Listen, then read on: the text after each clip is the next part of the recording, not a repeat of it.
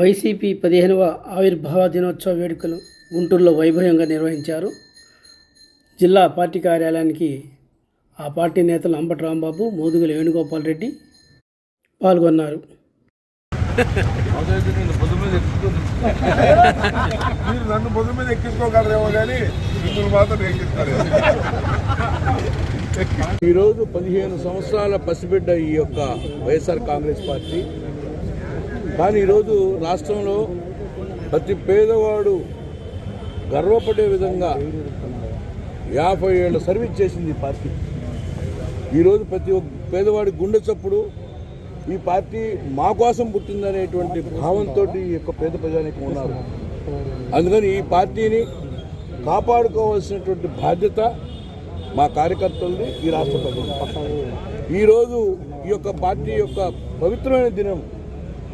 ఎందుకంటే ఈ పార్టీ ఆవిర్భించింది పేదవాడు మేసం మెలేసేటువంటి గర్వంగా ఉండాలనేటువంటి పార్టీ పుట్టినరోజు ఈరోజు.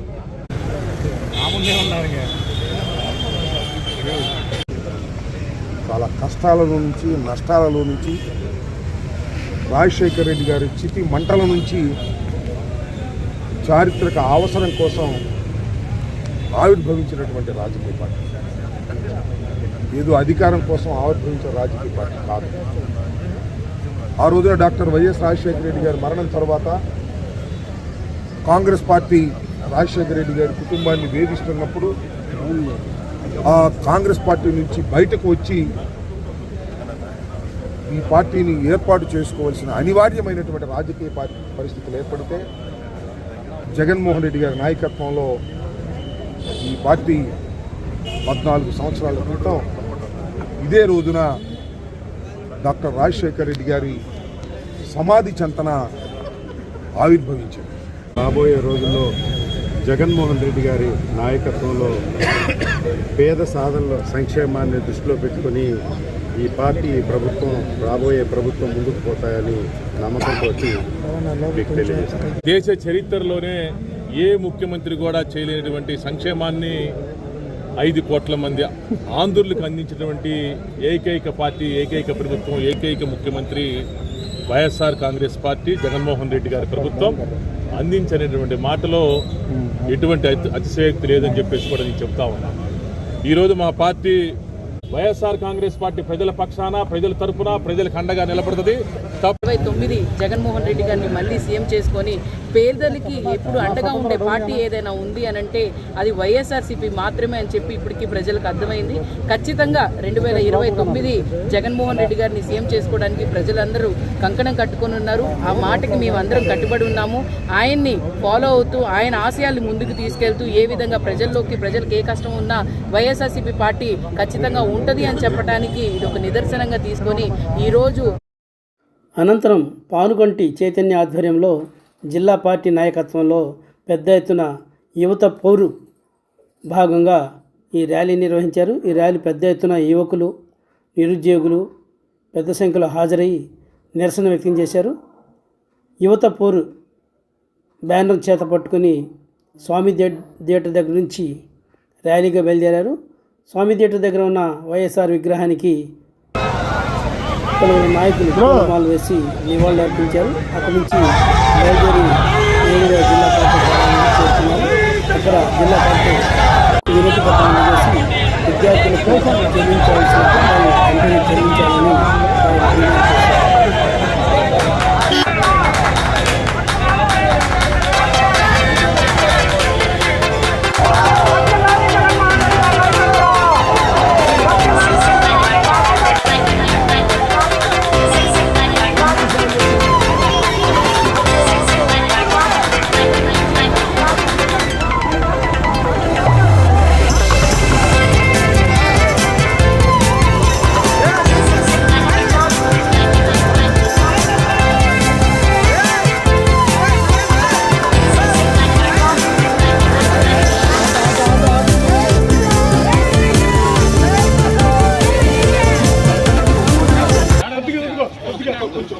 ఇది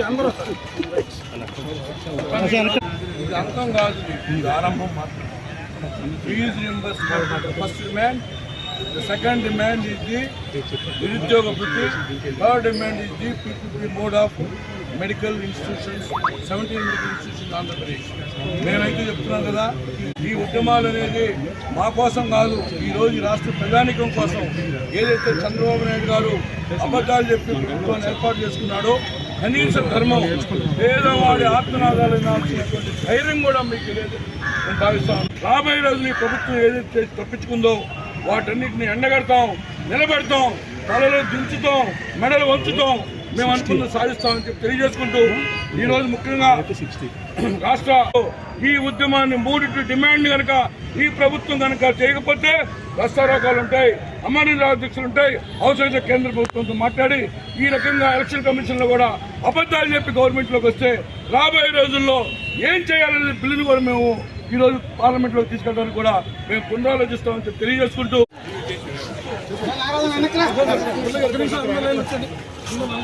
ఈ రాష్ట్రంలో 4,600 కోట్ల రూపాయలు బకాయిలు, ఫీజు రీయింబర్స్మెంట్ అయితేనేమి లేదా వసతి దీవెన అయితేనేమి ఇతరత్ర అన్నీ 4,600 కోట్ల రూపాయలు బాకీలు ఉంటే ఆ బాకీలు తీర్చకపోగా బడ్జెట్లో 2,000 కోట్ల రూపాయలు తీసుకొచ్చారు. అంటే బాకీలు తీర్చే పని లేదు.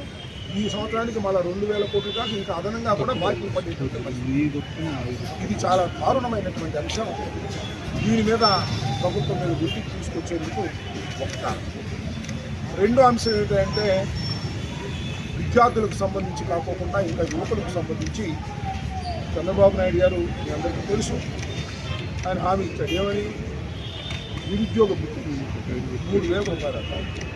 9 మాసాలు ఎవరు ఇచ్చారా? లేదు. పోయిన బడ్జెట్లో పెట్టారా? ఇప్పుడు బడ్జెట్లో పెట్టారా? ఏ బడ్జెట్లోనూ పెట్టకుండా ఎప్పుడు మోసం